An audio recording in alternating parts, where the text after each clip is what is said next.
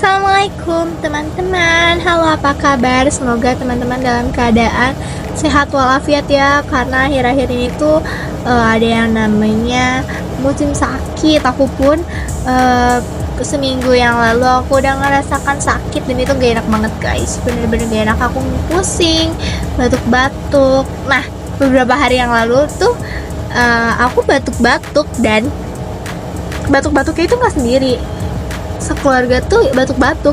Dan lucunya pas malam-malam itu kita saut-sautan batuk gitu. Nah ternyata temen-temen aku juga ngerasa tenggorokannya sakit, batuk-batuk juga. Jadi lagi musim ya kali memang. Oke, jadi di sini aku Dini Hanifah Hasanah sebagai pengamat sosial ingin memberikan materi, membahas materi tentang paradigma sosiologi. Paradigma pasti asing banget buat aku juga masih asing sama paradigma. Aku juga baru dengar di akhir-akhir ini aja paradigma itu.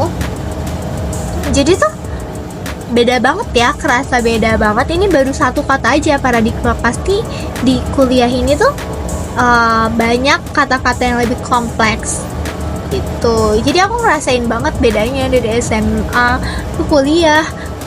Banyak banget perbedaan, mulai dari lingkungan, dari segi bahasa, pembahasan mungkin ya, lebih ke pembahasan. Nah, mungkin aku lebih culture shock yang kayak sebelumnya aku dari SMP, SMA itu aku sekolah sekolah Islam ya.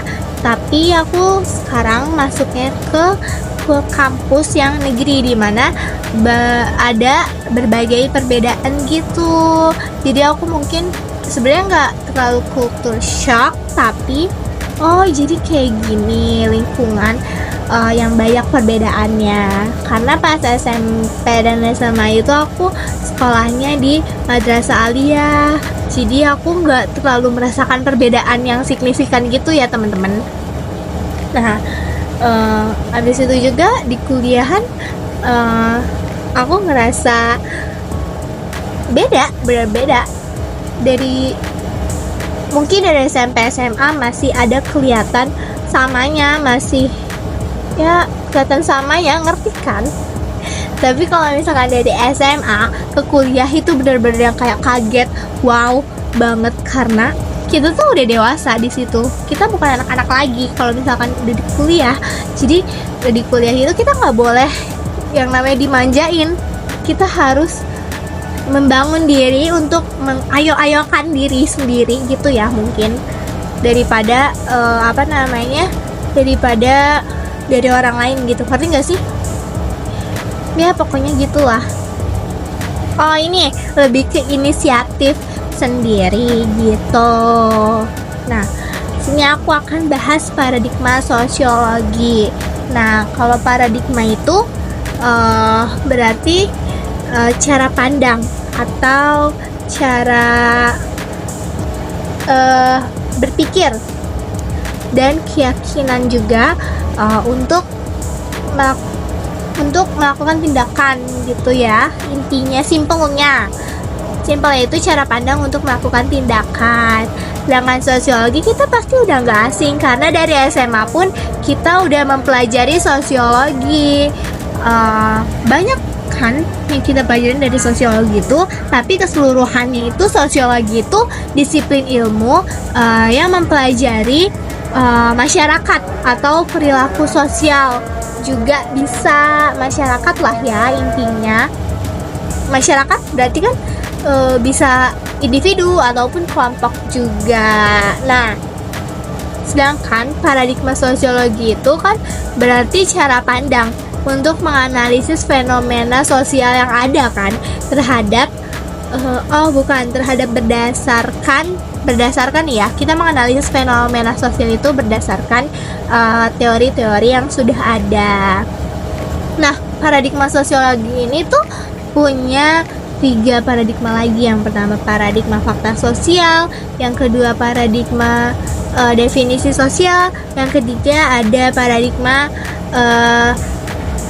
perilaku sosial. Nah, setiap paradigma itu tuh punya pendekatan teori yang berbeda-beda. Jadi di sini aku akan ngebahas satu persatu paradigmanya.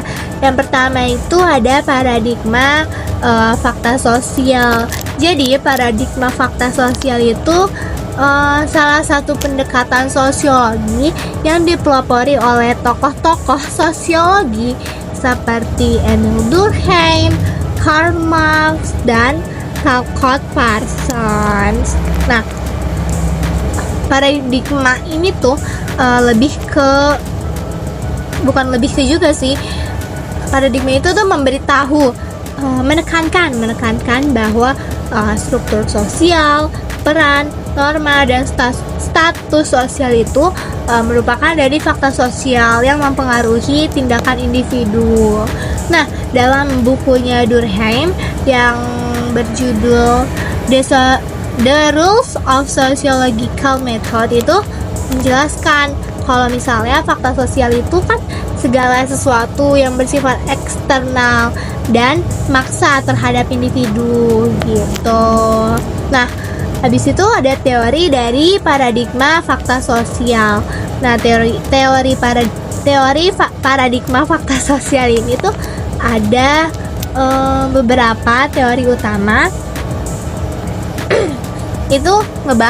Teori itu ngebahas antara hubungan antara struktur sosial dan individu.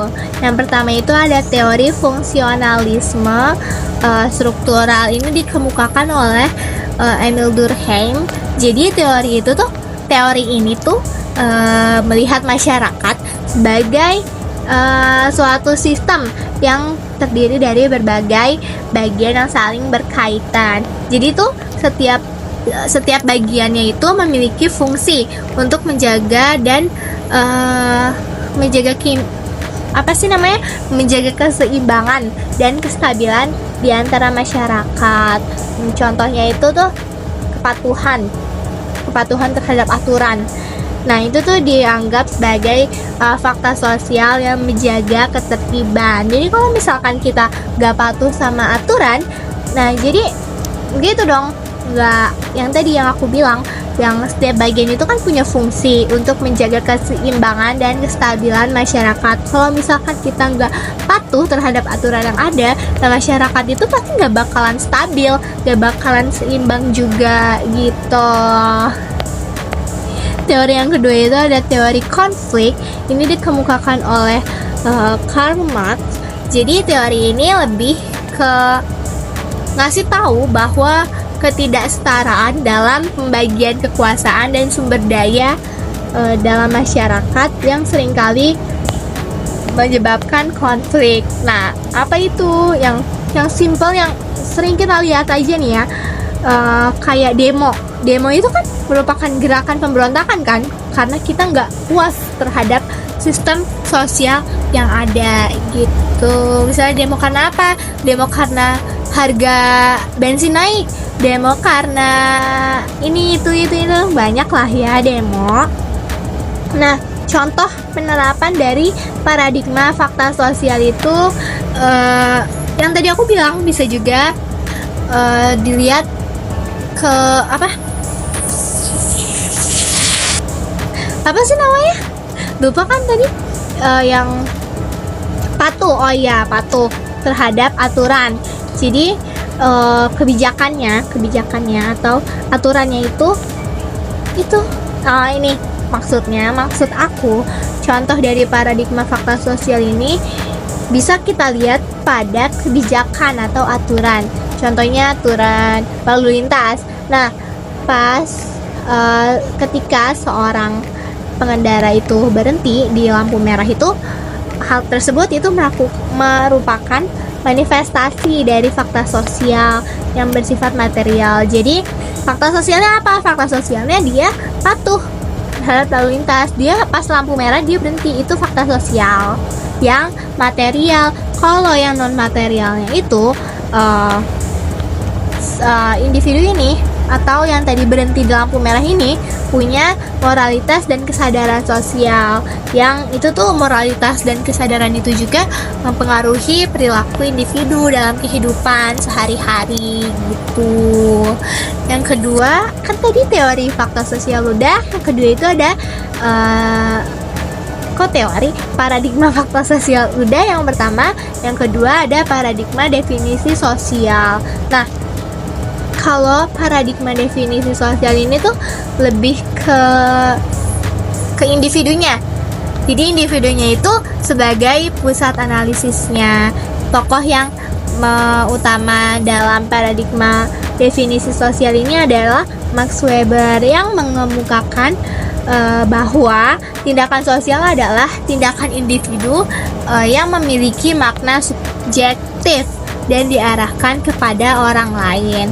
Jadi paradigma definisi sosial ini lebih menekankan bahwa individu itu berperan aktif dalam menciptakan realitas sosial melalui interaksi dengan lingkungan sekitarnya gitu. Jadi jadi pokoknya definisi sosial itu lebih kepada individunya. Jadi individunya itu lebih berperan aktif dalam menciptakan realitas sosialnya melalui interaksi gitu. Jadi ada juga teori yang kedua, kan ada yang pertama kan ada paradigmanya, yang kedua ada teorinya. Jadi teori paradigma definisi sosial itu ada beberapa teori juga yang mendukung paradigma definisi sosial. Yang pertama itu ada teori aksi. Teori aksi ini teori yang menjelaskan bahwa tindakan sosial individu itu didorong dari kesadaran diri dan dipengaruhi oleh lingkungan. Jadi oleh kesadaran diri kayak inisiatif, tapi itu juga didukung oleh lingkungannya juga, dipengaruhi oleh lingkungannya juga. Nah, seorang individu itu melakukan tindakan tujuan tertentu. Misalnya kita mau pakai baju, kita milih pakaian, kita milih baju. Nah, kita milih bajunya itu harus sesuai norma sosial dong, agar ngehindarin dari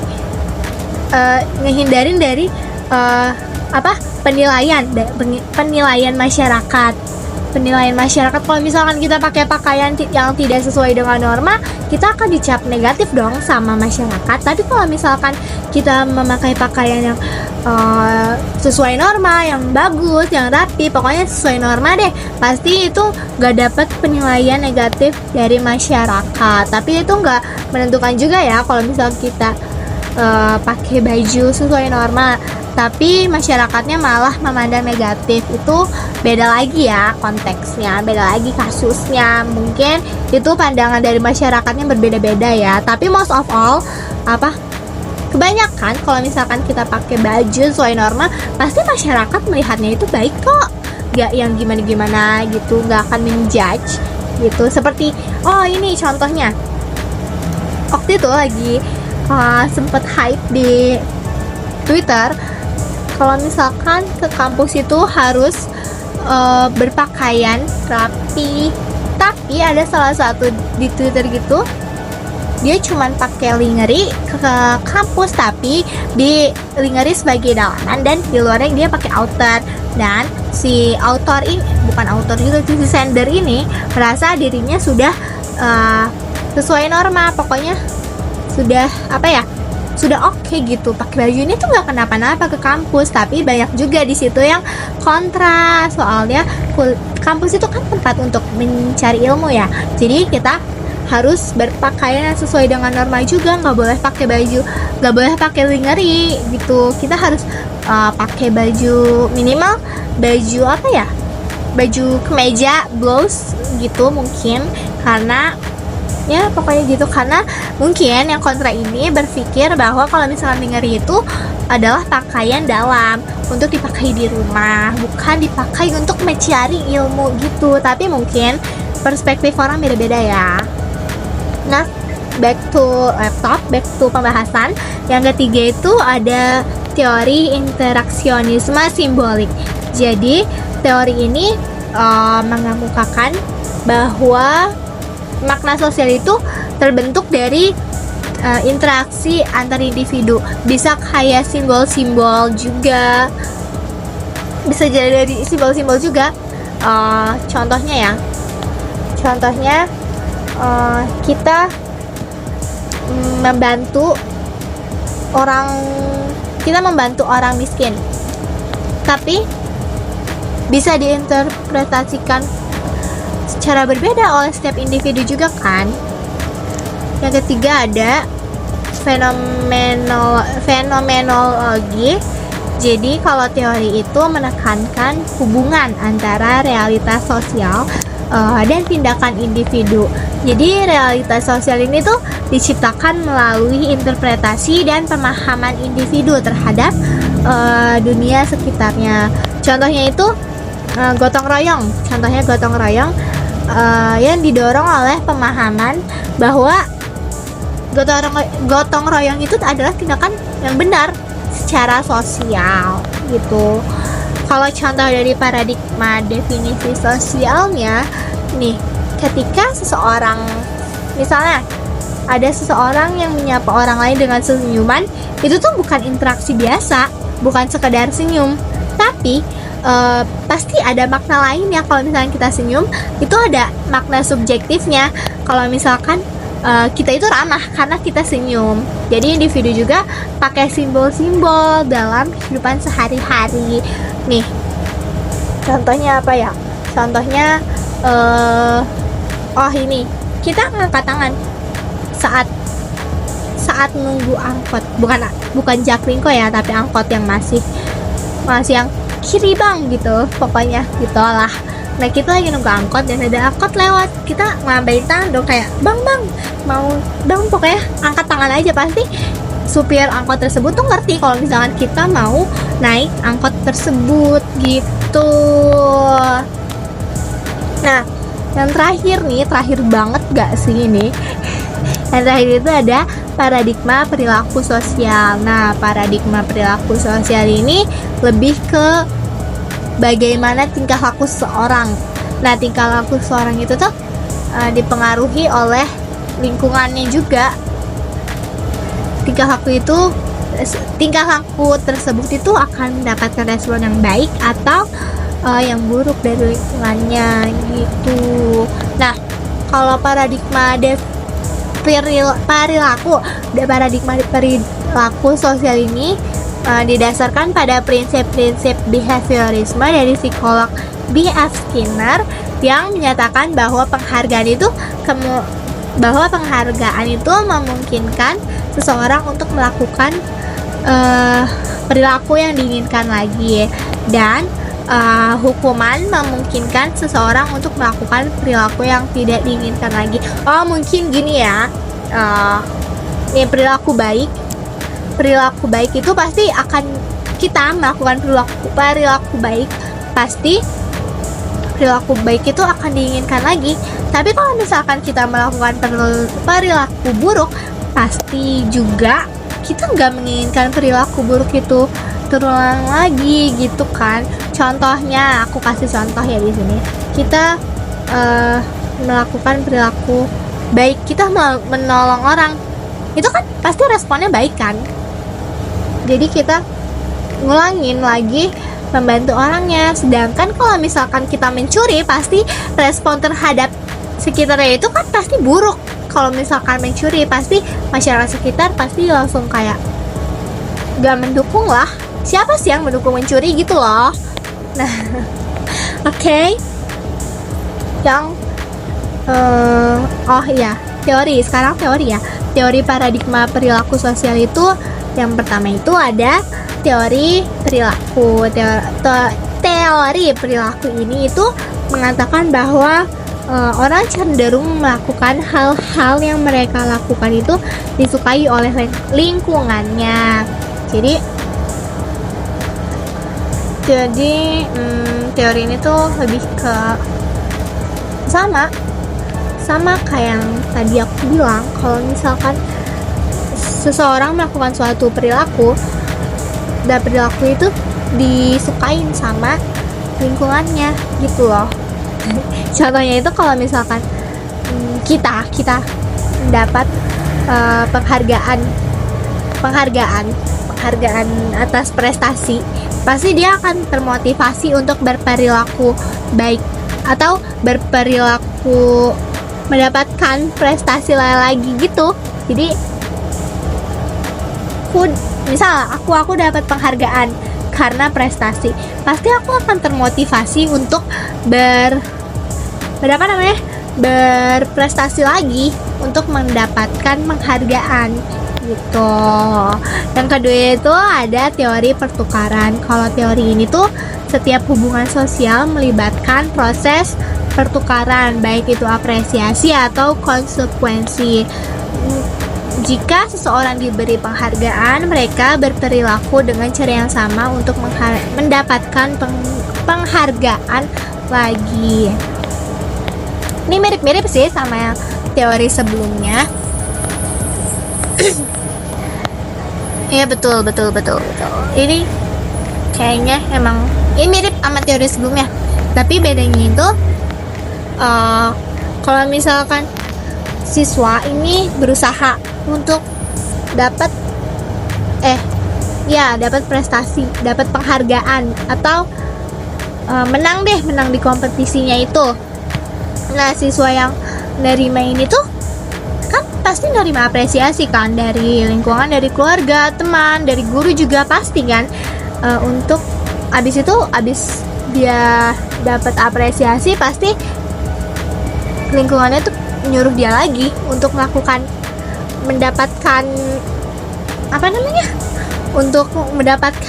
penghargaannya lagi gitu loh. Pokoknya nih aku dapat prestasi, aku dapat penghargaan atau apresiasi dari lingkungan sekitar, kayak motivasi juga gitu. Kalau misalkan aku didorong untuk berprestasi lagi, walaupun mereka tuh nggak tahu aku bakalan bisa atau enggak dapat prestasinya lagi gitu. Nah, sudah jadi tuh dalam ilmu sosiologi itu paradigma itu penting untuk memahami fenomena sosial. Nah, dengan adanya 3 paradigma itu, yang fakta sosial, definisi sosial, dan perilaku sosial itu, sosiologi dapat menawarkan berbagai perspektif untuk menganalisis masyarakat. Setiap paradigma pasti punya keunggulannya masing-masing untuk melihat fenomena sosial dari berbagai sudut pandang, seperti struktur sosial, tindakan individu, dan perilaku manusia. Nah, menggabungkan 3 paradigma ini tuh dapat memberikan gambaran yang lebih baik lah tentang dinamika sosial yang ada. Jadi kita pakai instead of pakai satu, lebih baik kita pakai 3 paradigmanya itu gitu guys. Yeay, jadi pembahasannya sudah selesai sudah pembahasan yang aku berikan. Jadi mungkin cukup ya, karena aku udah ngos-ngosan juga, aku butuh minum. Oke, terima kasih. Kalau misalkan aku banyak kurangnya, banyak kesalahannya dalam menyampaikan materi ini, boleh banget, boleh. Justru aku menginginkan kritik dan saran itu dalam menyampaikan materi ini. Dadah guys.